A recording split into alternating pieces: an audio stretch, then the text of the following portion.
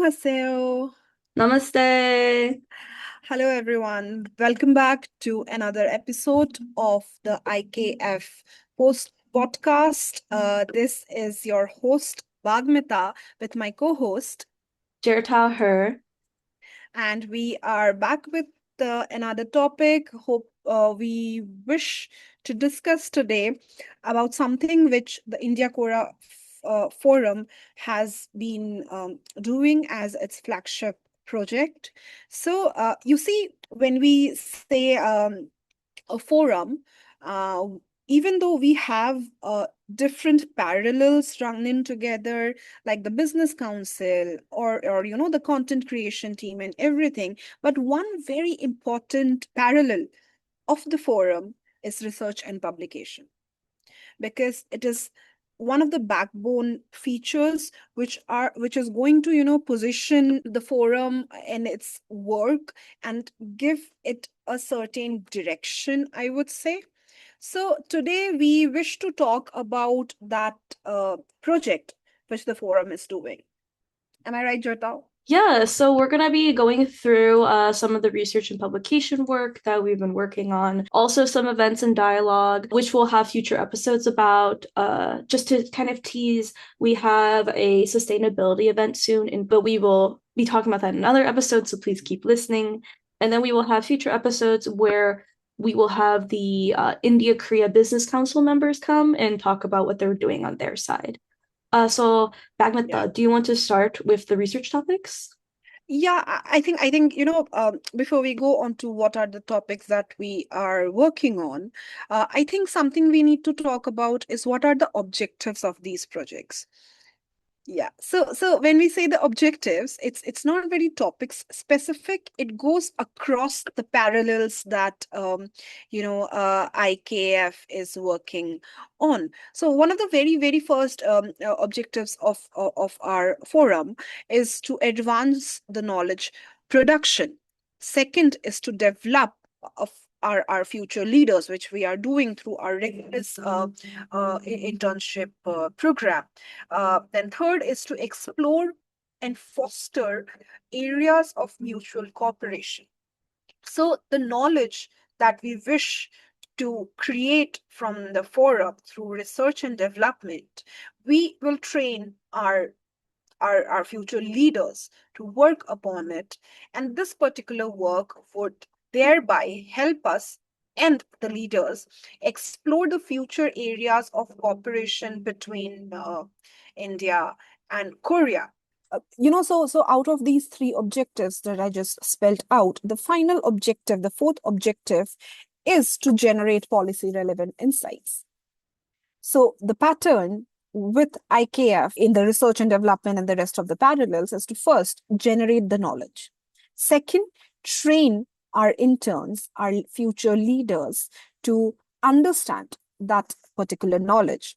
Third, through that knowledge generation and the understanding of our future leaders, we identify areas of mutual cooperation between India and Korea.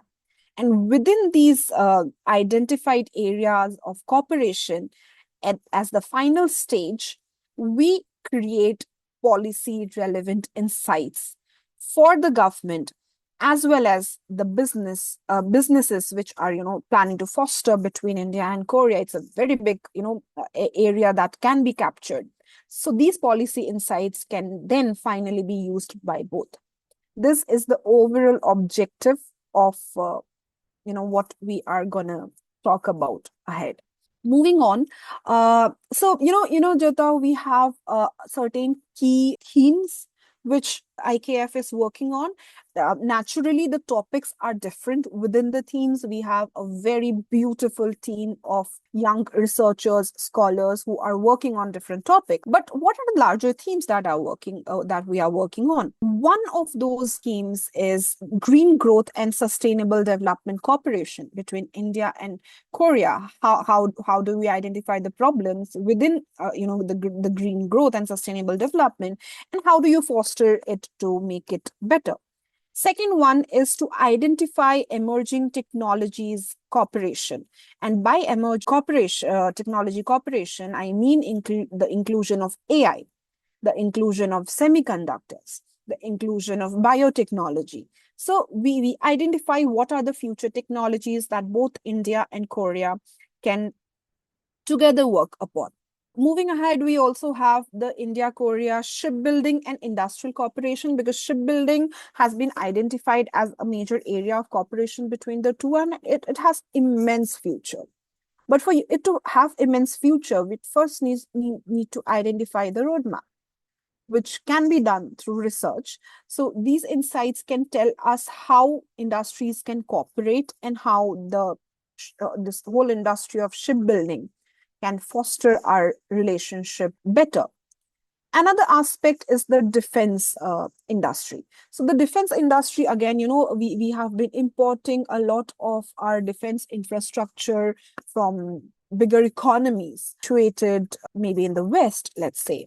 They have a big market, but defense industries are also a big market which the global South or the Asian region can actually tap upon. So defense industries is another theme that IKF has been working upon. Then we have the technology and climate governance cooperation. So apart from the traditional threats that these countries might be facing mutually, there are also non-traditional threats that we face. And the concerns of climate change is of mutual benefit. Taking that forward, we have kept a specific theme on climate governance to churn out policies that can eventually help the government make better, legislations regarding climate change between both countries. And then we have infrastructure development. When we say infrastructure development, infrastructure is multifaceted. It does not really have to be the physical infrastructure, because yeah, physical infrastructure is definitely the traditional understanding of infrastructure, the bridges that we build, the ports that we build. But along with that, we also now digital infrastructure has come across as a major deal. So when we say infrastructure development at IKF, we understand infrastructure not just from the traditional dictionary definition of it, but also the changing dimensions of infrastructure like that of the digital one. These are the few topics which I think few themes which are very essential. But moving ahead, I know that you have also been monitoring certain things. Can you tell us a bit about that? Yes, of course. Thank you so much for speaking on the other themes. For India and Korea Forum, we've also been working on the themes of MSME and startup collaboration.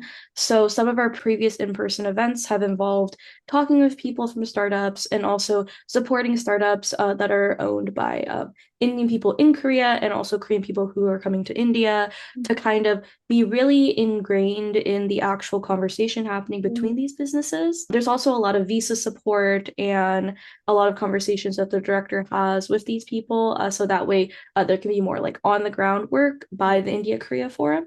Yeah. In addition to that, we have tech geopolitics and geoeconomics and bilateral and trilateral cooperation. So this specifically talks about technology and the impact of that on our geopolitics.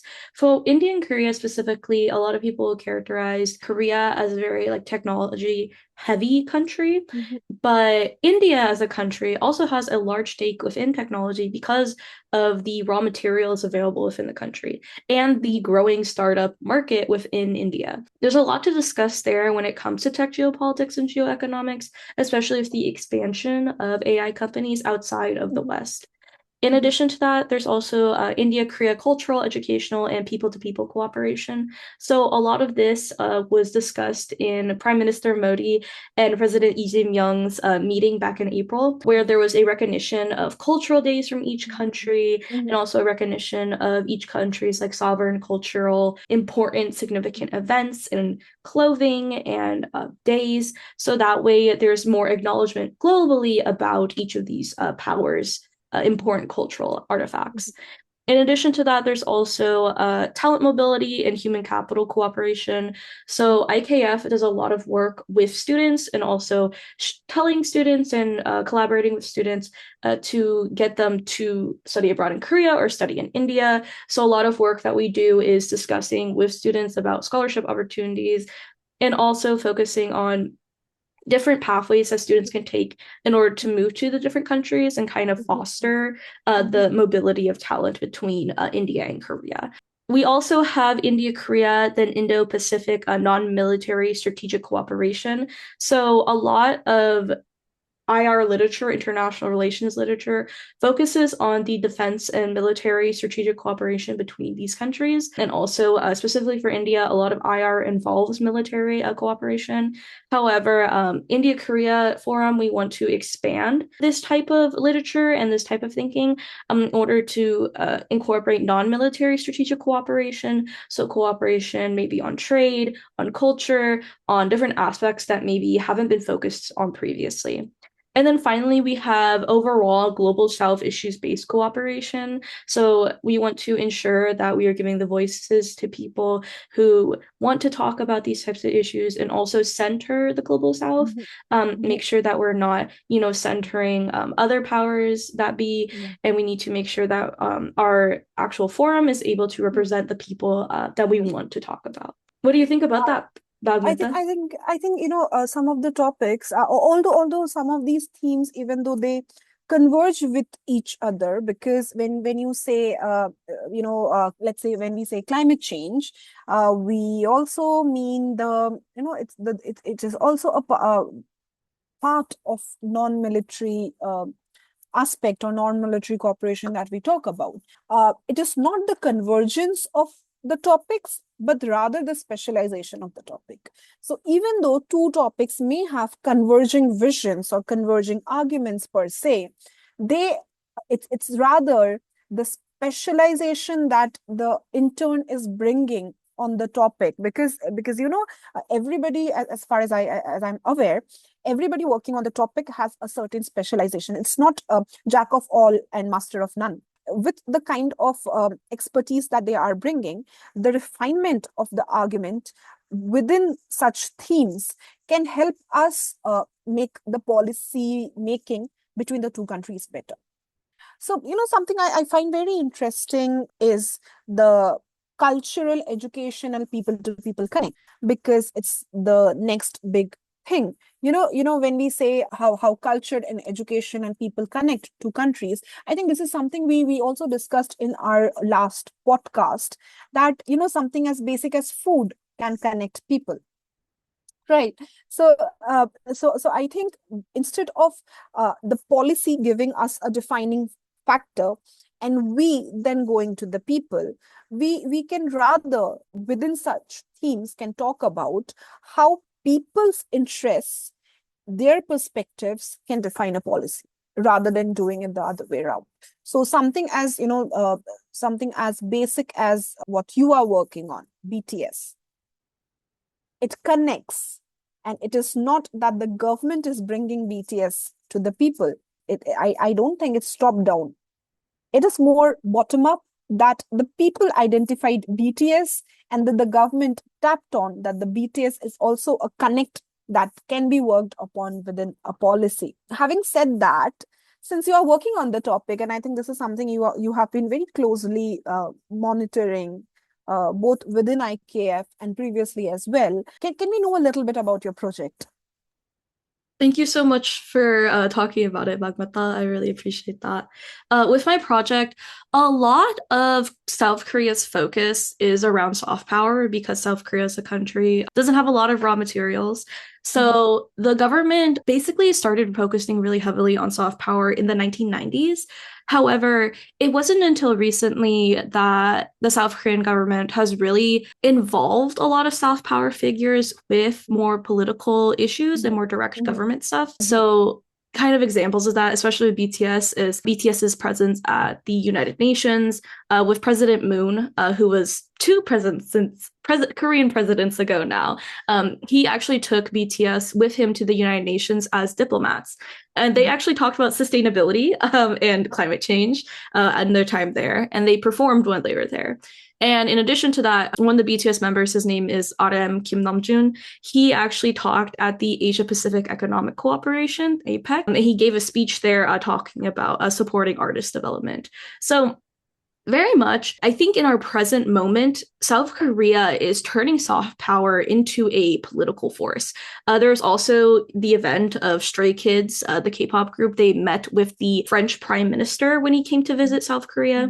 So South Korea is really positioning itself in a way where soft power is becoming really hard power. And that's something that I've been observing very closely within the last couple of years with a lot of different countries, especially with countries like China as well, trying to develop their soft power further.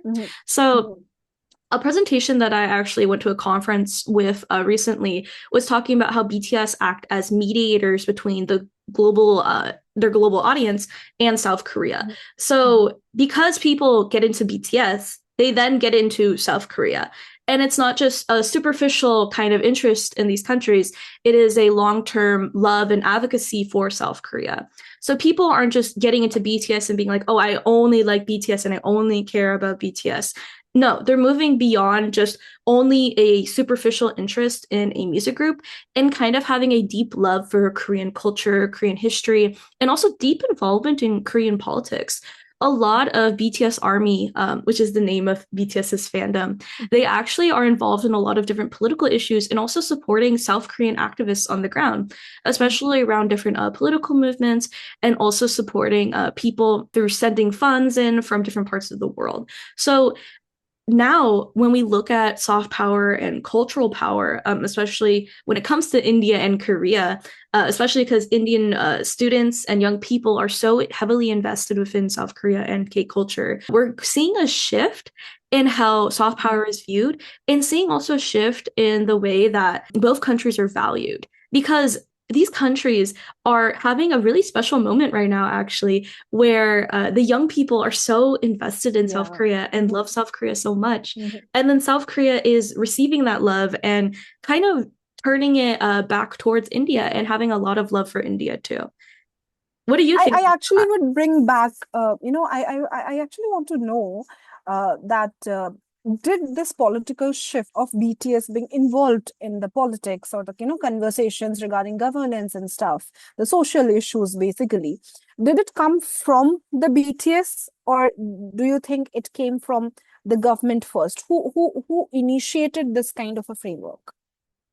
I think it very much did come from BTS at first, because I think BTS themselves are very extremely political people, especially in their music and also the work that they do. People will point out most significantly RM as being one of the most political members, but all the members have very strong like political stances and talk about a lot of different political issues, even subtly within their work and within interviews. Most prominently, just recently, people were having conversations around the member Jin, Kim Sok-jin. He's the oldest member of BTS, and talking about how he breaks down a lot of gender stereotypes whenever he talks. So, if one of the other BTS members or someone around him goes like, no, I can't cry because that's not manly, he'll be like, what? Yeah. What do you mean? Right? Yeah. So it's kind of like the breakdown of these gender stereotypes in very like subtle language. And that's something that I think the BTS members excel at. They're able to talk about these like very deep political issues in ways that fit their cultural norms. So in South Korea, it's not very like being confrontational. Confrontational is not even really a thing. Or saying something directly. When you speak Korean, most of the time you use this grammar called like kokatayo, which basically means like I think, or it's kind of like maybe or kind of. It's not an exact like direct. Like you wouldn't say like, oh, I'm hungry. You'd be like, oh, I'm feeling a little hungry right now, right? So when you look at like the Korean language and everything in that aspect, BTS very much are very political figures. And I think the South Korean government kind of expedites that and also includes other K-pop groups and other Korean figures to really push that forward. So we can see this most significantly with the winning of the Nobel Prize by Mhm, Hangang for mhm, her literature work, especially with like mhm, around the vegetarian and mhm. human acts in her books and how significant they are to South Korean culture. And when we look at work like that, the South Korean government so does a really good job of acknowledging the work a lot of these cultural figureheads Mhm, do, and also mhm. including their work in, you know, like government policy, Yeah. discussing this work when they go to other countries, and really like highlighting that. Kind of like to put a contrast on it, if you think about how South Korea, they see like a political moment from an artist and they highlight it, right? Right. Meanwhile, like I'm from the United States, so sometimes the leaders will see a political moment happening from an artist or happening from a musician. And instead of highlighting it or kind of going like, yes, and like Yeah. being in tune with the moment, they'll instead ignore the moment or try to make the moment about them and not Mhm. about the artist.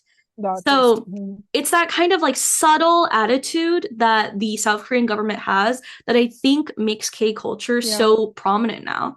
Yeah, because I think for culture, even India has a very vibrant culture of music and dances and everything. But something which I feel is missing is the way South Korea has actually internalized the culture within the political system and also made it very much accessible to a larger audience. So me sitting here in Guwahati in Assam within India and talking about BTS is not something which I have acquired myself, but it is something I have acquired from the conversations around me. And these conversations could not naturally happen outside without being internalized within South Korea by a political system. I think Yes, we have a very lot to learn much. by that.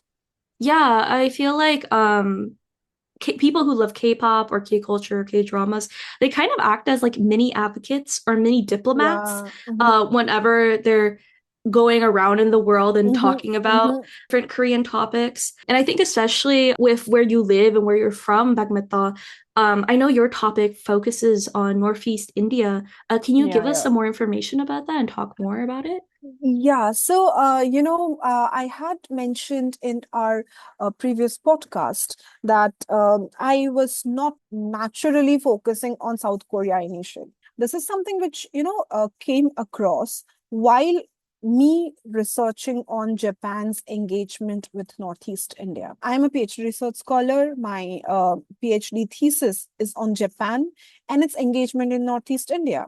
But the story is very, very interesting because while doing so, I noticed that apart from Japan, there are also other blooming partners in the region, external partners by all means. So these external partners are, Europe is there, Germany has been doing a lot, and South Korea. But the difference between Europe, Japan, Germany, let's say, or South Korea is that South Korea is more widely accepted within the Northeast. So you see the Northeastern youth, like how your, now that I think of it, your project and my project has a very thin convergence line, and that is the soft power of BTS. Because I would not have thought about South Korea's involvement in the Northeast or engagement with the Northeast if I had not seen the popularity of South Korean culture, the BTS, the food in and around me within the youth, the the willingness to learn South Korean language and the culture is very much there. But that is a separate part. That is what made me think of this engagement. But when I went onto the field, okay, that this is something there which is from the people. But what is there from the government to actually institutionalize this kind of an engagement? So I went across certain policy papers, newspaper articles, and tried to see what is the gap that we can actually tap upon. And I realized that while Japan has a very active footprint in the Northeast with infrastructure development and the various projects, their ODA loans and everything through JICA. South Korea doesn't actually have it, not very actively. What they have is an idea. They conducted a India Korea symposium kind of a thing for Northeast India. They also established a specific Northeast India forum within the India South Korea engagement, which Japan had also done back in the year 2017. I'm talking about. So from 2017 to today is 2026. It took these many years for Japan to be, actively visible on ground. So when we talk about South Korea, I feel that it will take it some time, but we can learn from the doings and wrongdoings of other external engagements of the Northeast to make the process much faster. This particular thought brought me to the idea of a trilateral framework. So, Jata, I have noticed that, we have this region, Indo-Pacific, which has become a major talk of most of the academic and policy discourses, because how significant it is for multiple countries to come together and, have a common policy or interest for the Indo-Pacific. Within the Indo-Pacific, South Korea, Japan, and the US, they have one trilateral. However, I felt that the need is to have an Asian framework of that particular trilateral. So we can have another alternative to it with India, Japan, and Korea coming together with their converging visions of the Indo-Pacific and think of a trilateral framework. This is the project that I'm working on. And while examining Japan's engagement, I was looking into, hard infrastructure like the bridges and, connectivity infrastructure, like the roads and everything, which is creating a whole connectivity corridor. In Korea's case, I am not doing that now. Because in Korea's case, I feel it has to go bottom up, because Korea already has acceptance among the people of the Northeast, especially the younger crowd. I think the first policies or the first footprint of Korea that we bring here should come from the people. The first thread that we work on should be the people to people connect. And based on that, we can actually test what people are acceptable of, what they are looking for, and what are the common grounds, three common grounds that these three countries can collaborate on, and have a whole conversation around it. So yeah, this India, Japan, Korea trilateral is a project that I have taken up, and I'm really excited to see how it goes. I think that's a very worthwhile trilateral to invest in, especially with how South Korea even has like way more infrastructure development happening with Northeast India now. I know a lot of South Korean companies are very involved with India's public transportation system, especially Mhm. around things like subways. And I honestly am really excited to see where it'll go in the next couple of years. And I think your Yeah, project is very worthwhile. And I'm glad I you're think so invested. I think more than that, I feel that South Korea can provide us the digital expertise that we lack. So the digital penetration within Northeast India is there are still gaps within it, within that architecture. But because Korea has that expertise, maybe alongside the promotion of people to people connect, digital infrastructure development or the network development, maybe that is something that we can probably work upon. Although do you feel that there is still a lack of awareness in terms of the institutional structures that we already have in place, like the scholarships were there, but I think it's more of the awareness problem, the dissemination problem, which again is one of the objectives of IKF. Yes, I do agree with that. But also, I think there needs to be way more government support on both ends. Mhm. So I think India implementing some type of like scholarship program for Korean students, and Mhm. also inviting more people into India in order Mhm. to do things would be good. And in addition to that, the South Korean government actually right now for the GKS, which is the Global Korean Scholarship, they actually Mhm, only accept two students from India every year. mhm, And I definitely think that as the relationship between India and South Korea grows, the South Korean government needs to expand that number and also mhm, needs to mhm, expand that number depending on the region that a student is mhm, from in mhm. order to be more inclusive of the different regions Inclusive. of India Mhm, and different mhm. places. But Although, as the yeah, go ahead. yeah, to add on that, the interest part, something I just remembered that back in, I don't remember the year, but it's not very, very, it's actually very recent that South Korean government had shown interest to have, workers from the Northeast, skilled workers from the Northeast to go and work in South Korea.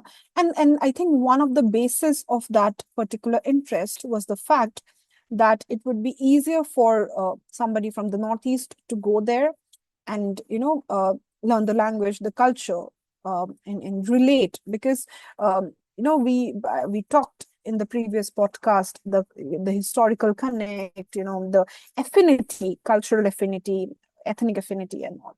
So I think, yeah, it's really making sense to me that they should increase it.